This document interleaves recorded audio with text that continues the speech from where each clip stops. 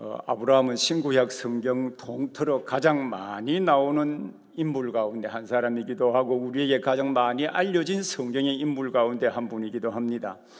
아브라함 이야기는 창세기 11장 27절부터 24장까지 기록이 되어 있습니다. 아브라함의 이야기가 많은 부분을 성경에서 차지하고 있다는 것은 그만큼 중요하다고 하는 것이겠죠. 또 우리가 함께 연구하고 있는 믿음장인 히브리서 11장에서도 다른 믿음의 사람들을 간략하게 요약하고 설명할 때 한 절 내지 두 절로 끝내고 있습니다마는 히브리서 11장 8절부터 11장 19절까지 이 아브라함의 믿음에 대해서는 비교적 길게 설명하고 있습니다. 이것은 오늘 우리 성도들에게 믿음에 대하여 알아야 될 내용이 많다는 것이기도 합니다.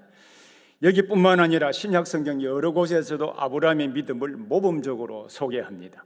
그 가운데 사도 바울은 우리가 구원을 얻게 되는 것은 행위로서가 아니라 오직 믿음으로 말미암아 구원을 받는다라고 하는 사실을 입증하기 위해서 아브라함의 믿음을 예를 들어 설명하기도 합니다. 이처럼 성경은 아브라함의 믿음을 우리 성도가 본받아야 할 믿음의 모델로 소개하기도 합니다. 히브리서 저자는 우리가 이미 여러 차례 공부한 바가 있습니다만 믿음을 정의하기를 믿음은 바라는 것들의 실상이요 보지 못하는 것들이 증거라고 정의를 내린 바가 있습니다. 이 정의의 믿음은 바라는 것들과 보지 못한다는 것들과 실상, 또 증거라고 하는 네 가지 특징을 가지고 있다는 것도 여러 차례 우리 살펴본 바가 있습니다. 이 실상, 믿음 자체는 바라지만 보지 못한다는 특징을 지니고 있는 것이죠. 이 실상은 믿을 수 있는 근거를 하나님이 주신다라는 뜻이라고 했습니다. 증거는 이 바라는 것을 보지 못한다 할지라도 하나님이 성령을 통하여 믿어지게 해주시고 설득해 주시는 하나님의 은혜를 의미하는 것이라고 했습니다. 그리고 우리가 믿어야 할 믿음의 내용은 히브리서 10장 36절에 기술하고 있는 바와 같이 하나님이 약속하신 것과 또한 하나님이 계시고 하나님이 자기를 찾는 자들에게 상 주시는 이심을 믿어야 한다고 했습니다. 오늘 우리가 함께 살펴볼 아브라함의 믿음은 이 저자는 이 믿음의 정의와 관련해서 어떻게 설명을 하고 있는지 살펴보도록 하겠습니다. 그래서 오늘 우리가 함께 살펴볼 이 설교의 주제는 우리가 하나님의 약속을 믿고 순종하는 일이 당장 결과가 나타나지 아니한다 할지라도 하나님이 계획하신 영구한 도성을 바라보고 인내하며 믿음을 지켜야 복된 미래가 있다라는 것입니다. 주제를 다시 한번 말씀드리겠습니다. 우리가 하나님의 약속을 믿고 순종하는 일이 당장 결과가 나타나지 아니한다 할지라도 하나님이 계획하신 영구한 도성을 바라보고 인내하며 믿음을 지켜야 복된 미래가 있다는 것입니다. 이 주제를 중심으로 아브라함의 믿음의 첫 번째 특징은 하나님의 약속을 믿고 순종했다는 것입니다. 두 번째 아브라함 믿음의 특징은 약속과 현실 사이에 갭, 간격이 있어도 인내하며 기다렸다는 것입니다. 세 번째 아브라함 믿음의 특징은 하나님이 계획하신 영구한 도성 새 예루살렘을 바라보았다는 것입니다. 첫 번째로는 아브라함의 믿음의 첫 번째 특징, 아브라함이 하나님의 부르심을 받았을 때에 하나님의 약속을 믿고 순종했다는 것이 첫 번째 믿음의 특징입니다. 히브리서 11장 8절에 보면 믿음으로 아브라함은 부르심을 받았을 때 순종하여 장래의 유업으로 받을 땅에 나아갈새 갈 바를 알지 못하고 나아갔다라고 설명하고 있습니다. 아브라함은 부르심을 받았을 때 장래 유업으로 받을 땅인 가나안으로 갔습니다. 이 부르심에 대해 기록하고 있는 부분은 창세기 12장 1절부터 3절입니다. 창세기 12장 1절부터 3절을 한번 보시겠습니다. 이 두 군데를 같이 찾아 놓으시고 왔다 갔다 하시면 훨씬 도움이 되지 않을까 생각합니다. 창세기 12장 1절부터 3절 같이 읽겠습니다. 여호와께서 아브라함에게 이르시되 너는 너의 고향과 친척과 아버지의 집을 떠나 내가 네게 보여줄 땅으로 가라. 내가 너로 큰 민족을 이루고 네게 복을 주어 내 이름을 창대하게 하리니 너는 복이 될지라. 너를 축복하는 자에게는 내가 복을 내리고 너를 저주하는 자에게는 내가 저주하리니 땅의 모든 족속이 너로 말미암아 복을 얻을 것이라 하신지라. 히브리서 저자는 땅에 대한 약속만 기록을 하고 있습니다만 아브라함이 부르심을 받았을 때 받은 약속은 세 가지입니다.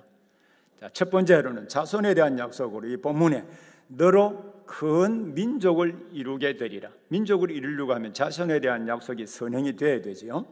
둘째로 땅에 대한 약속으로 내게 보여줄 땅으로 가라라고 하는 이 말씀 속에 담겨 있습니다. 세 번째 약속은 복에 대한 약속으로 땅의 모든 족속들이 아브라함으로 말미암아 복을 받게 될 것이라는 말씀 가운데 담겨 있습니다. 아브라함이 부르심을 받았을 때 받은 약속은 우리와 어떤 연관성을 가지고 있을까요? 우리와 깊은 연관성을 가지고 있다고 하는 것을 갈라디아서 3장 7절부터 9절에 아주 잘 설명을 하고 있습니다. 여러분 갈라디아서 3장 7절부터 9절의 말씀을 한번 보시죠. 갈라디아서입니다.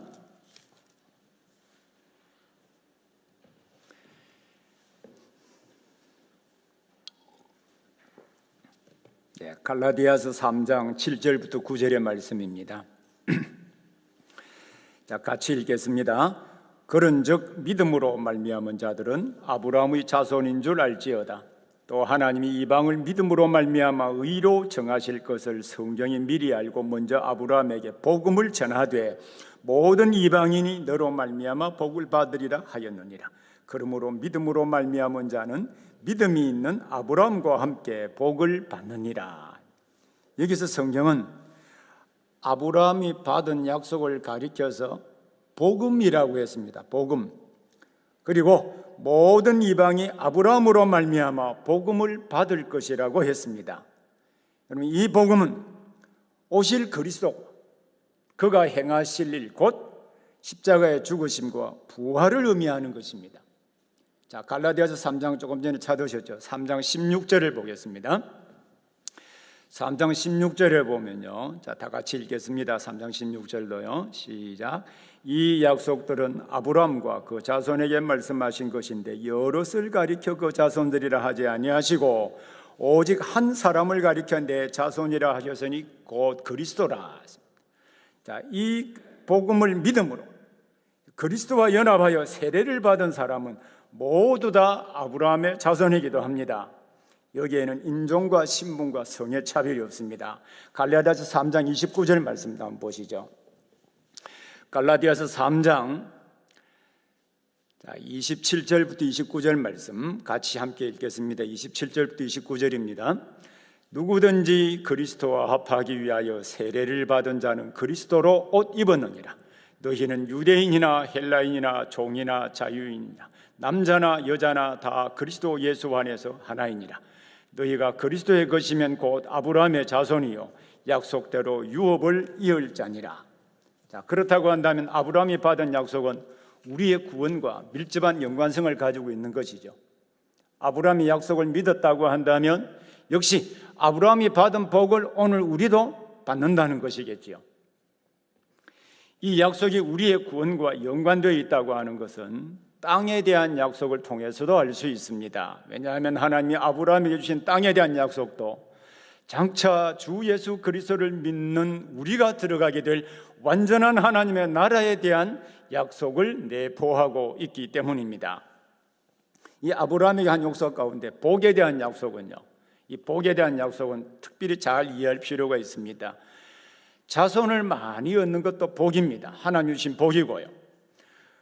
창세기 24장 35절이나 26장에도 보면은 이 복은 물질적인 복도 내포하고 있습니다. 그리고 창세기 18장 18절에 보면 특별히 더 의미가 있는데 이 복은 천하 만민이 구원을 얻는 축복의 통로가 되는 복도 내포하고 있습니다. 그래서 아브라함이 받은 약속은 바로 우리 구원에 관한 약속이기도 하고 그리스도 안에서 이루시게 될 하나님의 나라에 대한 약속을 내포하고 있는 것입니다.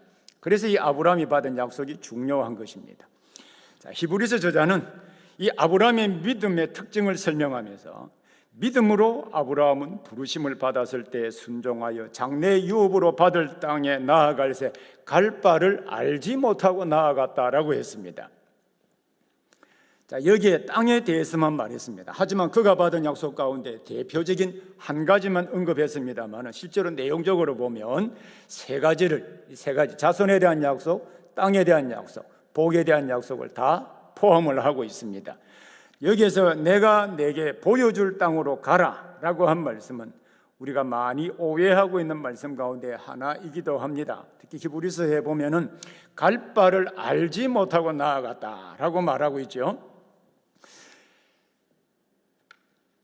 자, 아브라함이 이 땅이 어떤 땅인지 몰랐다는 의미로 일반적으로 이해하고 있기 때문입니다. 우리가 이 말씀 전후 문맥을 보면, 여러분 창세기 11장 31절에 보면요, 창세기 11장 31절에 보면 데라가 그 아들 아브라함과 하란의 아들인 그의 손자 롯과 그의 며느리 아브라함의 아내 사레를 데리고 갈대아인의 우르를 떠나 가나안 땅으로 가고자 하더니 하란에 이르러 거기 거류하였어요. 목적지가 어디입니까?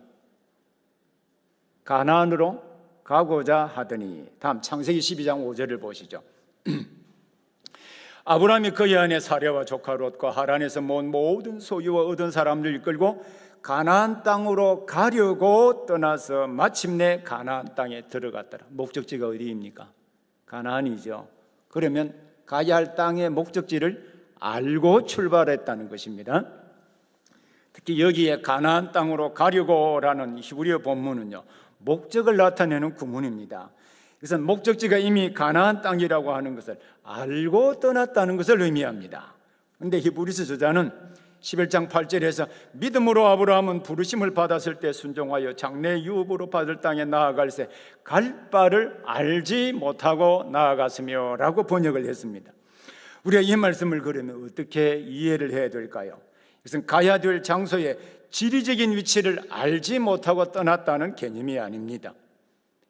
유명한 구약학자 가운데 레온 우드라고 하는 분이 있는데요, 레온 우드는 이스라엘 역사라고 하는 책에서 가나안이라고 하는 전체 지역은 알았지만 그 가운데 정착할 지역이 어떤 곳인지 알지 못했다라고 해석하게 되었습니다.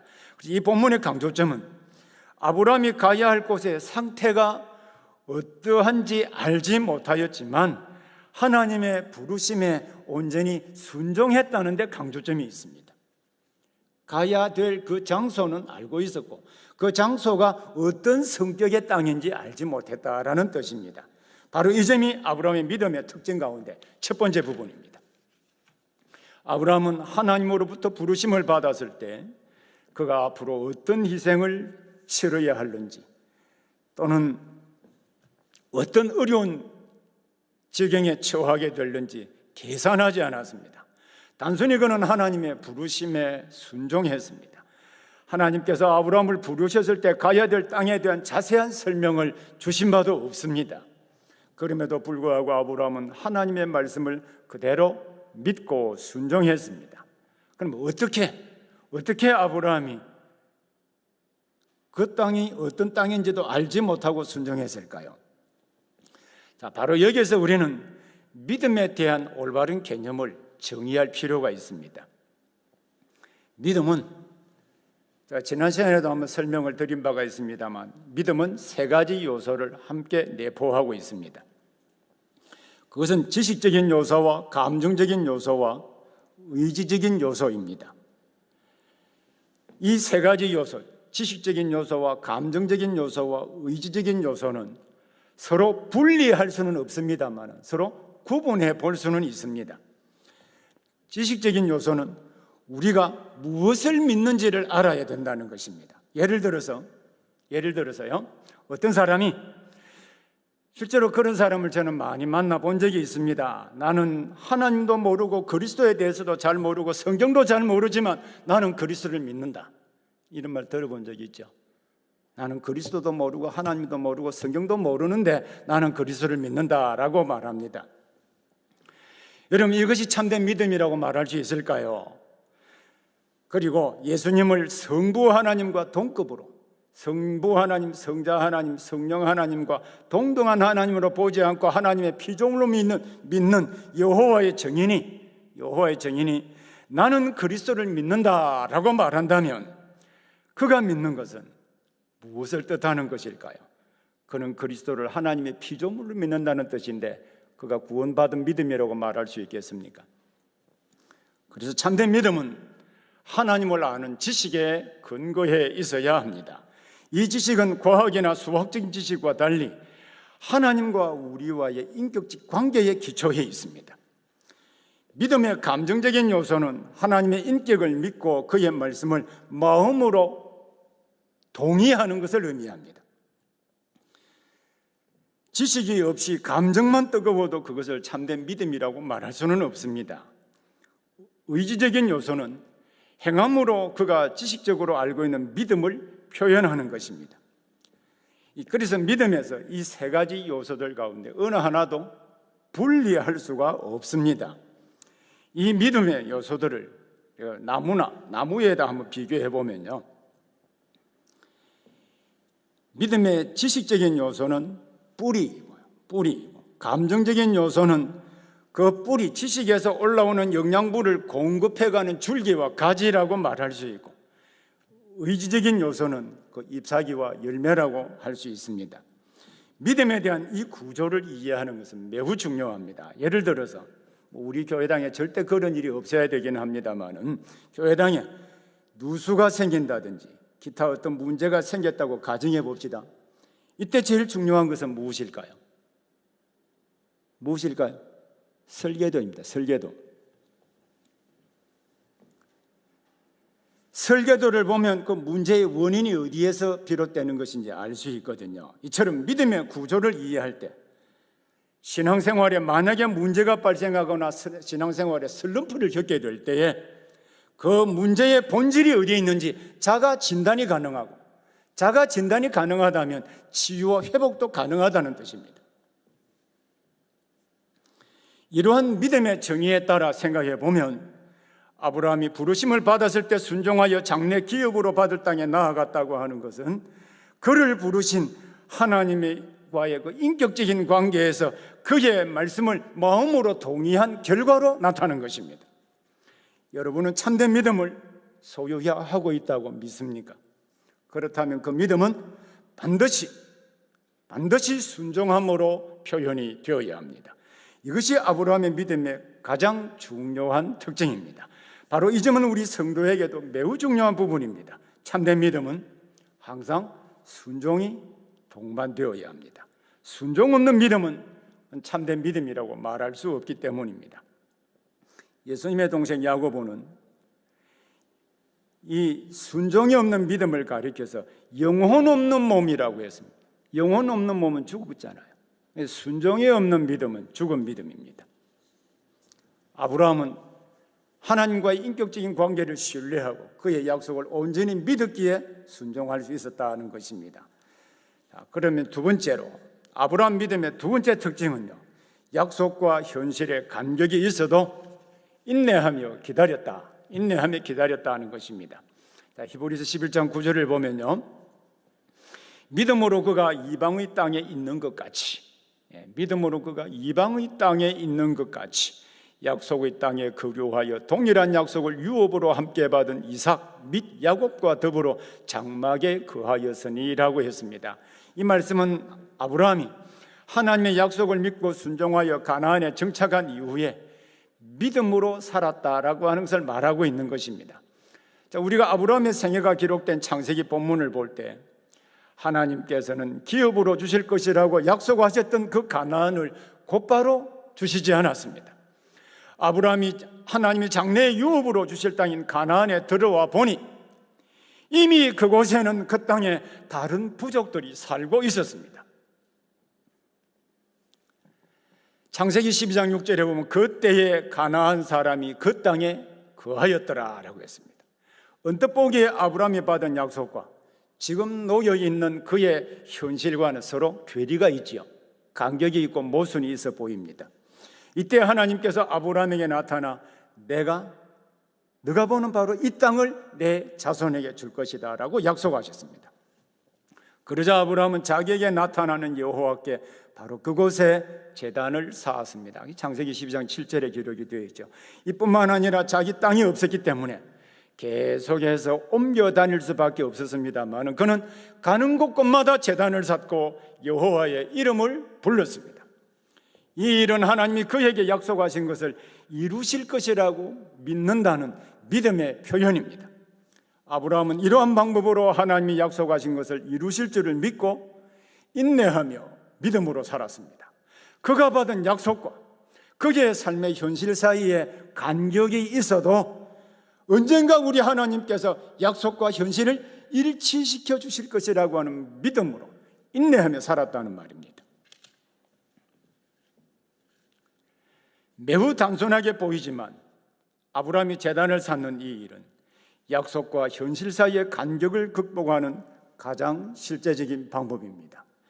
오늘날 우리 매주일 예배를 드리는 일도 여러분 이 관점에서 이해해 본다면 예배는 하나님을 인격적으로 신뢰한다는 믿음의 표현일 뿐만 아니라 약속을 현재화시키는 매우 실제적인 방법입니다. 이 일의 중요성을 이해한다면 여러분 예배에 빠질 수 있을까요? 없을까요? 한 가지 예를 들면 교회의 우리 권징에 대한 법에 보면 성도들이 죄를 범했습니다. 7일을 하죠. 제일 큰 벌은 출교시키는 것입니다.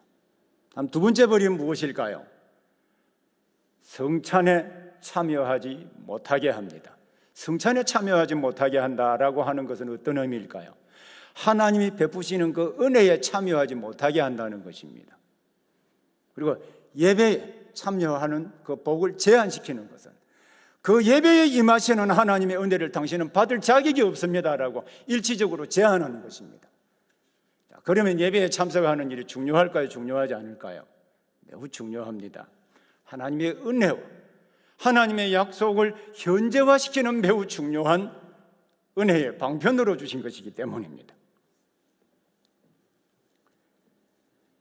사실 하나님이 아브라함에게 약속하신 땅을 실제로 주신 것은요, 광야 40년간의 생활을 마친 이후에 여호수아의 인도로 가나안에 들어갔을 때였습니다. 아브라함이 약속을 믿고 나온 때와 비교해 보면 무려 500년 이상의 간격이 있습니다. 그래서 그는 약속의 땅인 가나안에 살면서도 무엇처럼 살았다고 했습니까? 이방인처럼 살았습니다. 히브리서 11장 9절에 보면 그는 이방의 땅에 있는 것 같이 마치 우리나라에 제3세계에 있는 성도들이 또는 제3세계에 있는 근로자들이 오지 않습니까? 우리 법의 혜택을 못 받지요.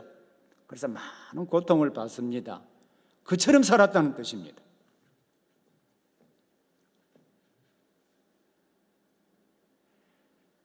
아브라함은 하나님의 약속을 믿고 약속의 땅에 들어왔지만 그 땅에서 한 평의 땅을 가지지 못하고 이방인처럼 살았습니다. 그는 하나님이 약속하신 땅에 들어왔음에도 불구하고 형편에 따라 이리저리 계속해서 옮겨 다닐 수밖에 없는 처지에 놓여 있었습니다. 여기에 아브라함 믿음의 두 번째 특징이 있습니다. 그것은 하나님이 약속을 주셨다고 할지라도 그 약속이 성취되기까지 인내하며 기다렸다는 것입니다. 또한 이 본문에서 약속의 성취를 기다리는 것을 이삭과 야곱과 함께 장막에 거하였다라고 했습니다. 히브리서 저자는 당시에 헬라어 표현으로 집이라고 하는 다른 단어가 있습니다. 오이코스라고 하는 다른 단어가 있습니다. 물론 구약 성경에 집이나 장막을 같은 의미로 쓰고 있습니다만은 이 개념을 집이라고 했다면 오이코스라고 번역을 해야 되거든요. 그래서 집이라는 단어가 있음에도 불구하고 스케이네이라고 하는 장막이라는 단어를 썼습니다. 장막은 임시적인 처소를 의미하는 것입니다. 아브라함은 175세에 죽었기 때문에 히브리서 저자가 기록한 대로 이삭과 야곱과 한 장막에서 살았습니다. 이삭이 60세에 야곱과 에서를 낳았기 때문에 아브라함은 적어도 야곱이 15세가 되던 해까지 함께 살았다는 것을 알 수 있겠지요. 여기서 하나님께서 그를 부르실 때 주신 약속들 가운데 하나는 자손을 주시겠다는 그 약속은 성취가 되었습니다만 가나안 땅을 주시겠다고 하는 그 약속은 아직 성취가 되지 않았습니다. 그러나 아브라함은 그 땅에 이방인같이 살면서도 하나님의 약속이 성취될 날을 인내하며 기다렸습니다. 이것이 아브라함의 믿음의 두 번째 특징입니다. 현대를 사는 우리 성도들도 이 아브라함을 통하여서 믿음으로 사는 일에는 많은 인내가 필요하다는 사실을 배워야 합니다. 믿음은 보이지 않는 것을 보이는 것처럼 믿고 아직 이루어지지 않는 것이 이루어질 줄을 믿는 것입니다. 인간의 사고 능력으로 볼 때 믿기 어려운 것이 사실 믿음의 특징이기도 합니다. 이해가 되고 경험에 맞는 것만을 믿는 것은 그것은 믿음이 아니지요. 인간의 생각으로는 이해가 되지 않는다 할지라도 하나님을 인격적으로 신뢰하고 믿을 때 그가 약속하신 것은 반드시 이루실 것을 믿어야 합니다. 우리가 히브리서 11장 1절에서도 믿음을 정의한 대로 믿음은 바라지만 보지 못하는 특성을 가지고 있다고 했습니다. 그렇다 할지라도 하나님은 그것을 믿을 수 있도록 확신을 주시고 성령을 통하여 다양한 방식으로 증명해 주심으로 설득해 주시는 하나님의 은혜라고 정의한 바가 있죠. 그래서 믿음은 우리의 사고 범위 안에서 가능 불가능을 구분할 수 있는 성격의 것이 절대로 아닙니다. 일반적으로 우리 성도들이 갈등하고 고통하는 이유는 하나님께서 약속하신 것을 언제 어떻게 이루실 것인지 모르기 때문입니다. 아브라함 역시 언제 어떤 방법으로 자손을 주시고 땅을 주시는지 알지 못했습니다. 그럼에도 불구하고 그는 인내하며 기다렸듯이 우리 역시 약속과 현실을 우리 하나님께서 때가 되면 일치시켜 주신다는 사실을 믿고 인내하며 기다릴 필요가 있습니다. 자, 그럼 세 번째로 아브라함의 믿음의 특징, 세 번째 특징은요, 하나님이 계획하신 성을 바라보았다는 것입니다. 이것이 아브라함이 가나안 땅에서 이방인처럼 살아도 약속을 믿고 인내하며 믿음으로 살 수 있었던 중요한 동력이기도 합니다. 히브리서 11장 10절에 보면 이는 헬라어 말로 갈, 왜냐하면이라는 말입니다. 그가 하나님이 계획하시고 지으실 터가 있는 성을 바랐기 때문이다. 그래서 이방인의 땅에서 이방인처럼 살아도 인내하며 견딜 수 있는 힘을 거기에서 얻었다는 뜻입니다. 바로 이 성은 아브라함과 이삭과 야곱이 살았던 장막과 대조적으로 영속성이 있습니다. 이 성은 히브리서 12장 22절에 보면요, 12장 22절에 한번 보시죠. 12장 22절에 보면 다 같이 함께 읽어보겠습니다. 그러나 너희가 이룬 곳은 지온 산과 살아계신 하나님의 도성인 하늘의 예루살렘과 천만 천사와 했습니다. 하나님의 도성인 하늘의 예루살렘, 장차 올 영구한 도성인 새 예루살렘입니다. 여기서 히브리서 저자는 아브라함이 약속으로 받은 가나안 땅에 대해서 말하다가 영구히 흔들리지 아니하는 한 나라에 대한 약속으로 이야기가 옮겨가고 있습니다. 바로 여기에서 아브라함을 위시한 구약의 족장들의 이야기가 단순히 이스라엘이라고 하는 한 지역적인 나라의 이야기가 아니고 전 인류를 구원하시기 위한 하나님의 구원 역사에 대한 스토리라고 하는 것을 이해할 필요가 있습니다. 아브라함을 위시한 성경의 인물들의 스토리는 바로 우리 구원에 대한 스토리입니다. 우리는 성경을 이러한 관점으로 읽어야 합니다. 아브라함이 받은 약속의 땅이 궁극적으로 완전한 하나님의 나라를 예표하는 것이기 때문입니다. 아브라함은 단순히 땅에 속한 기업만이 아니라 영원한 본향을 바라보았습니다. 아브라함이 하나님께서 약속하신 땅에 와서도 이방인으로 살면서 장막에 살 수밖에 없었던 것은 하나님의 약속이 드디어 이루어진 것도 있었지만 그것을 능히 견딜 수 있었던 것은 궁극적으로 하나님께서 계획하시고 지으실 완전한 하나님의 나라를 그가 바라보았기 때문입니다. 비록 그의 당대에 성취가 되지 않았다고 할지라도 지상의 땅도 주실 것이지만 영원한 도성도 준비해 주실 것을 믿었습니다. 자, 그러면 현재 지상의 땅을 주시는 것과 자손을 이미 이삭과 야곱과 에서도 주셨잖아요. 현재 지상의 땅을 주시는 것과 약속을 성취하는 것과 미래의 영원한 도성을 주시는 것과 이 서로의 상관관계는 어떻게 될까요? 이 두 가지 관계는 지상의 땅에 대한 약속이나 자손에 대한 약속이 성취가 되는 것은 장래에 지금 보이지 않는다 할지라도 하늘의 도성이 있음을 확신시켜주는 역할을 하는 것입니다. 이 믿음으로 말미암아 아브라함은 당시 약속의 땅에 와서도 자기 땅이 없이 이리저리 이동할 수밖에 없는 장막에 살았다고 할지라도 믿음으로 인내하며 기다리게 하였습니다. 이것이 아브라함의 믿음의 세 번째 특징입니다. 그는 땅에 있는 장막을 완전한 것으로 생각하지 아니었고 하나님과 영원히 교제하는 하늘 장막을 바라보았습니다. 아브라함이 바라본 이 나라는 바로 우리 모두의 믿음의 궁극적인 목적지이기도 합니다. 아브라함은 그가 바라보았고 오늘 우리가 장차 들어가게 될 그 나라에서 아브라함이 바라보았고 또 오늘 우리가 장차 들어갈 그 나라에서 아브라함은 지금도 살아서 우리를 격려하고 있습니다. 예수님은 부활을 믿지 않는 사두개인들에게 마태복음 22장 32절에 이런 말씀을 하셨습니다. 나는 아브라함의 하나님이요 이삭의 하나님이요 야고보의 하나님이로라 하신 것을 읽어보지 못하였느냐. 하나님은 죽은 자의 하나님이 아니요 살아있는 자의 하나님이시니라 하시니. 다시 한번 더 읽겠습니다. 부활을 믿지 아니하는 사두개인들에게 예수님이 나는 아브라함의 하나님이요 이삭의 하나님이요 야고보의 하나님이라 하신 것을 읽어보지 못하였느냐. 하나님은 죽은 자의 하나님이 아니요 살아있는 자의 하나님이시니라 하시니 했습니다. 여기 이다, 나는 아브라함의 하나님이다, 야고보의 하나님이다, 이삭의 하나님이다, 헬라어 말로 에이미 동사인데 상태 동사 현재형입니다. 현재형. 만약에 아브라함이 죽었다면 나는 아브라함의 하나님이었고 이삭의 하나님이었고 야고보의 하나님이었다라고 번역해야 맞습니다. 나는 아브라함의 하나님이고 이삭의 하나님이고 야고보의 하나님이다라고 하는 것은 지금도 우리 믿음의 조상 아브라함과 이삭과 야곱이 주님과 함께 살아있다는 것입니다. 아브라함은 믿음으로 살다가 장차 우리가 들어가게 될 그 나라에 먼저 들어가서 지금도 살아 하나님과 함께 있습니다. 이것이 믿음의 결과입니다. 물론 우리가 예수 그리스도를 믿음으로 말미암아 아브라함이 먼저 간 그 나라를 지금 현재 이 세상에서도 완전하지는 않지만 부분적으로 경험하고 있는 것은 사실입니다. 우리는 여전히 죄악 가운데 살고 있고 죽음이라고 하는 공포가 우리를 항상 엄습하고 있기도 하고 여러 가지 고통과 질병으로 힘들어하기도 하고 그럼에도 불구하고 세상에서 하늘나라의 기쁨을 부분적으로 체험하면서 살고 있습니다. 하지만 완전한 하나님의 나라를 경험할 수 있는 것은 아닙니다. 그래서 우리 믿음의 성도들은 이 세상에서의 삶을 완전한 본향으로 나아가는 임시적인 처소로 이해했습니다.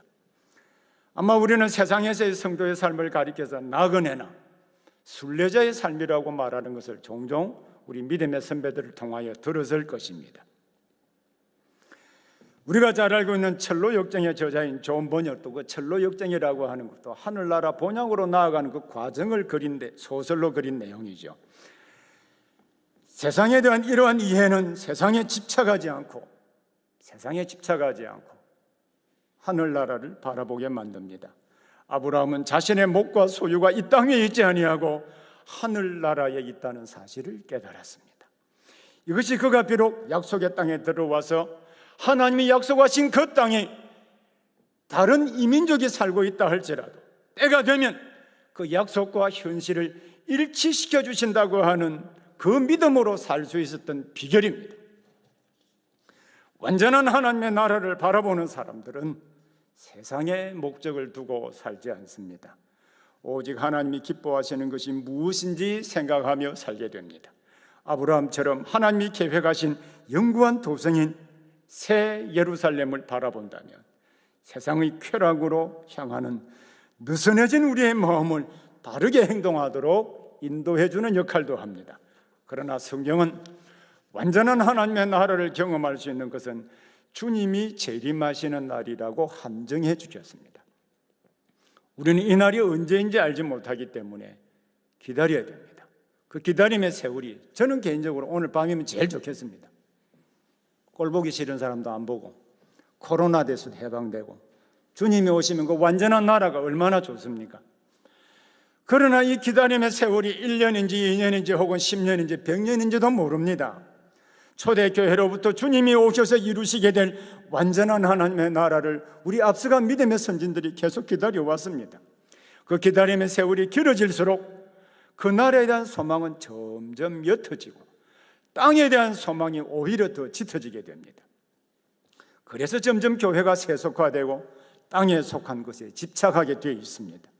그러나 구원하는 참된 믿음은 아브라함처럼 이 땅에서 이방의 땅에 사는 것처럼 그렇게 살고 하나님이 계획하신 영구한 도성인 새 예루살렘을 바라보게 되어 있습니다. 오늘 우리는 아브라함의 믿음 세 가지 특징을 함께 살펴보았습니다. 첫 번째 특징은 하나님의 약속을 믿고 순종한 것이었습니다. 두 번째 특징은 하나님께서 약속하신 일과 현실 사이에 간격이 있어서 인내하며 기다렸다는 것입니다. 세 번째 특징은 그의 믿음이 단순히 세상의 한 지역인 가나안에서 기업을 얻는 데 목표를 둔 것이 아니라 하나님이 계획하신 영구한 도성인 새 예루살렘을 바라보았습니다. 아브라함이 이 믿음을 가지고 있었기 때문에 세상에서 인내하며 믿음으로 살 수 있었던 것입니다. 자, 그러면 히브리서 저자가 이 편지를 읽었던 당시의 성도들이 환난과 고통과 박해 가운데서 이 아브라함의 믿음의 특징을 들었을 때 여러분 이 말씀이 위로가 되었고 믿음으로 살 수 있는 에너지가 되었을까요? 아브라함이 약속을 믿고 순종하며 즉시 이루어지지 않았어도 하나님이 계획하신 영구한 도성을 바라보며 땅에서 이방인처럼 살았던 것처럼 그들도 아브라함처럼 믿음으로 살았을까요? 참된 믿음은 하나님을 인격적으로 신뢰하고 그의 말씀을 믿고 순종하게 되어 있습니다. 때로 하나님의 약속이 드디어 이루어진다고 하나님의 말씀을 무시하거나 상황에 따라 합리화하거나 변명하지 말고 때로는 아무런 의미가 없어 보인다 할지라도 여러분 예배에 빠지지 말고 기도하며 우리는 하나님의 때를 기다려야 합니다. 예배 생활과 기도 생활은 하나님의 때를 기다리는 믿음의 중요한 표지 가운데 하나이기 때문입니다. 우리 믿음 생활에 있어서 기다리는 것은 매우 중요합니다. 우리는 모두 영구한 도성인 새 예루살렘에 대한 약속뿐만 아니라 믿음으로 살 수 있도록 우리 안에 성령을 주시고 기도를 들으신다는 약속까지 받은 사람들입니다. 아브라함은 하나님의 약속을 믿고 가나안에 들어갔지만 그게 이미 다른 사람들이 살고 있었습니다. 약속과 현실의 간격이 있어도 하나님이 계획하신 영구한 도성인 새 예루살렘을 바라보고 인내하며 기다렸습니다. 그 결과 아브라함 당대에 자손을 주셨거나 복을 주신다는 약속은 이루어졌습니다마는 땅에 대한 약속도 지상에서 먼 훗날 이루어졌습니다. 그리고 아브라함을 통하여 천하 만민이 구원을 얻는 복의 통로가 된 것도 이루어졌습니다. 그 아브라함 연고 때문에 오늘 우리도 주 예수 그리스도를 믿음으로 말미암아 아브라함의 자손이 되었기 때문입니다. 이 아브라함은 그가 땅에서 이방인처럼 살면서 바라보았고 우리가 장차 들어갈 그 나라에서 지금도 살았어. 우리가 믿음으로 살도록 격려하고 있습니다. 하나님이 믿음으로 살았던 아브라함에게 이 복된 은혜를 주셨던 것처럼 오늘 우리 한박교회 성도들에게도 이 복된 은혜를 주시기를 바랍니다. 기도하겠습니다.